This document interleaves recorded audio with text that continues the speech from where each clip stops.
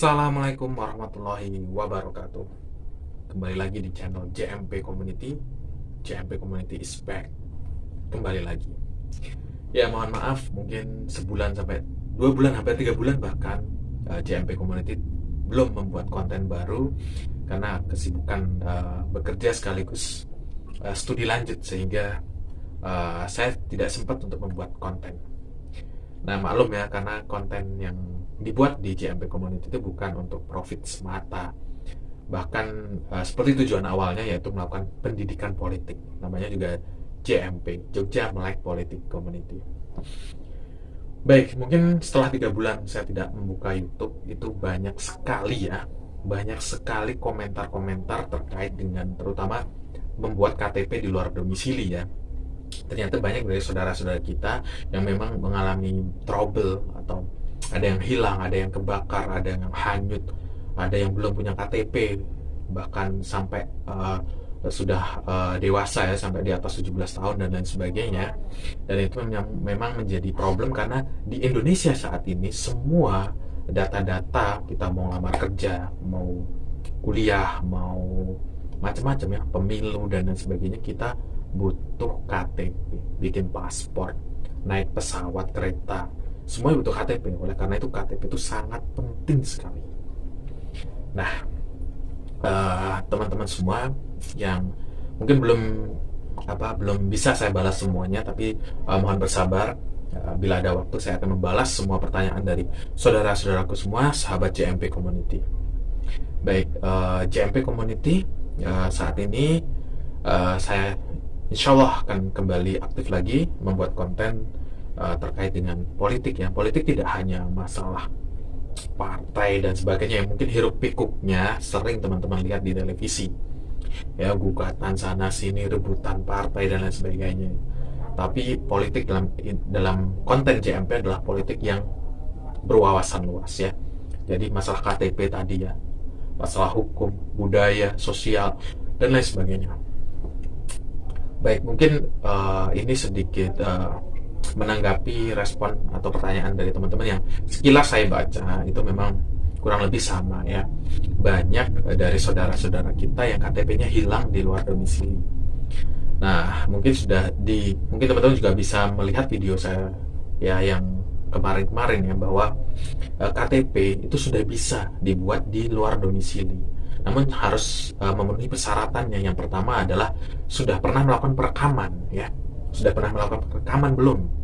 Kalau belum ya mohon maaf, belum bisa. Jadi teman-teman harus balik ke daerah asal dulu untuk melakukan perekaman. Karena yang bisa dilakukan di luar daerah atau di luar domisili itu adalah pencetakan kembali, karena dua hal. Yang pertama, hilang atau rusak ya. Jadi hilang atau rusak itu masih bisa dicetak kembali ya. Jadi hilang atau rusak itu tadi ya. Yang pertama hilang, yang kedua rusak ya. Mohon maaf, tadi saya gabung. Jadi hanya dua itu saja. Karena kalau untuk melakukan perubahan data itu harus berada di domisilinya masing-masing ya. Karena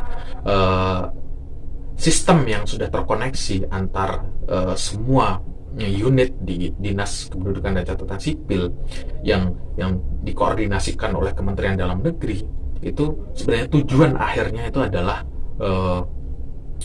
one system ya. Jadi sistem one card one system. Jadi satu kartu itu sudah bisa mengidentifikasi data-data kita. Jadi sehingga kita tidak perlu macam-macam kartu yang bisa membuat tebel dompet ya. Tapi cukup satu saja, dan itu sudah bisa digunakan untuk semuanya. Dan tujuannya sangat bagus ya teman-teman. Cuma memang di dalam praktek di lapangan itu memang kita harus memaklumi bahwa Indonesia negara yang sangat luas, terdiri dari berbagai macam pulau yang sangat luas juga, terdiri dari lautan, sehingga akses infrastruktur itu tidak semuanya merata. Sehingga dalam pelayanan pembuatan KTP saja banyak sekali problem di sana ya. Baik itu dari aparatur sipilnya ya, birokratnya, ataupun dari kebijakan-kebijakan di tiap daerah yang berbeda, atau juga memang ada politik di sana. Politiknya yaitu prioritas bagaimana KTP itu kalau bisa itu warga atau penduduk yang asli daerah tersebut yang diutamakan dulu. Mengingat apa? Keterbatasan belangko kartunya itu. Nah, oleh karena itu kita tidak boleh menyerah begitu saja.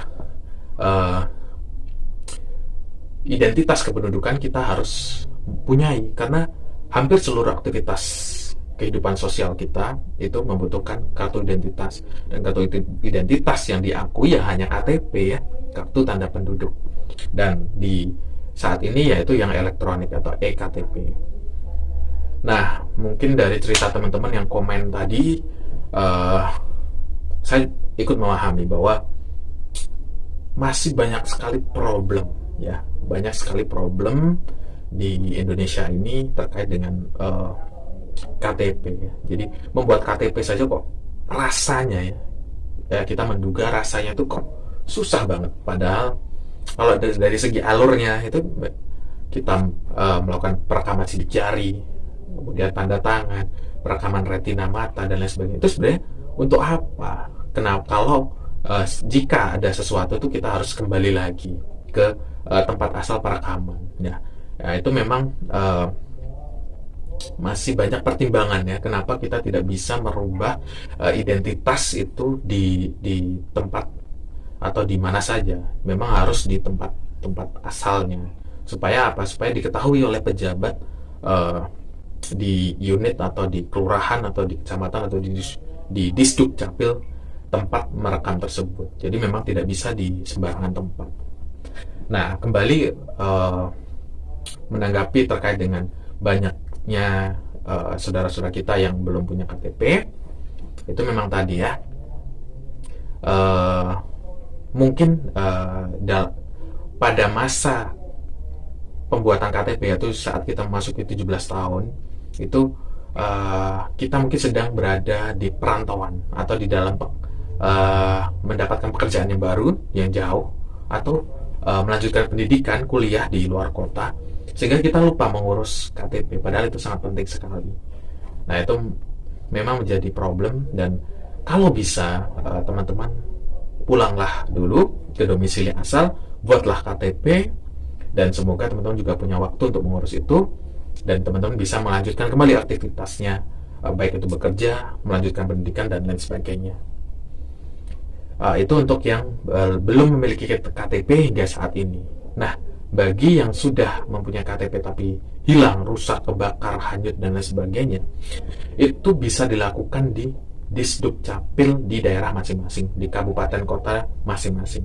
Tentu dengan syarat yang tadi, ya, teman-teman bisa cek di video saya yang sebelumnya bahwa kita harus mengisi formulir permohonan di Disduk Capil. Kemudian kalau bisa teman-teman bawa data-data seperti fotokopi KK, kemudian fotokopi KTP yang hilang tersebut atau rusak tersebut, atau identitas-identitas lain yang masih ada hubungannya dengan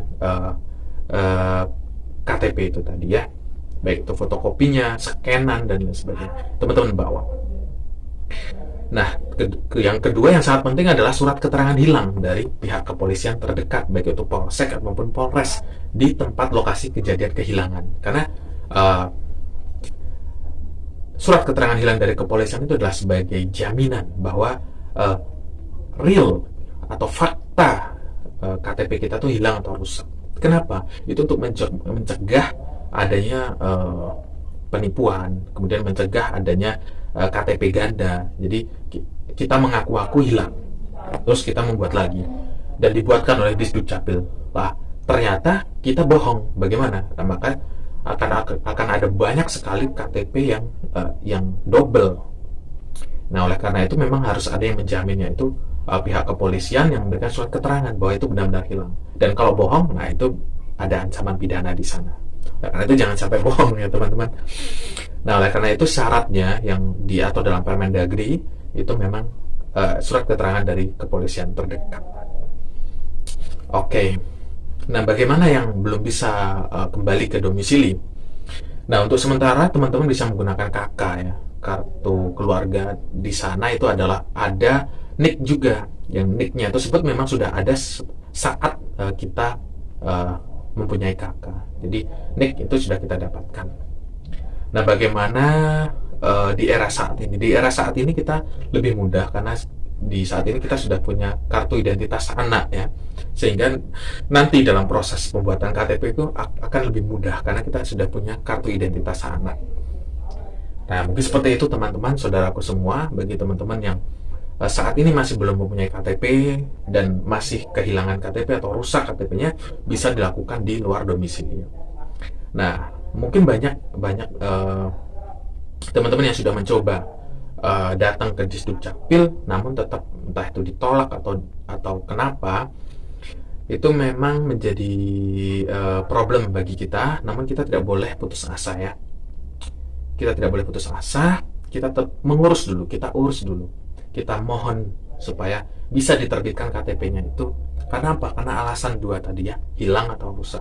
Karena itu sudah diatur dalam Permendagri sejak tahun 2016. Nah, KTP-nya juga berlaku seumur hidup.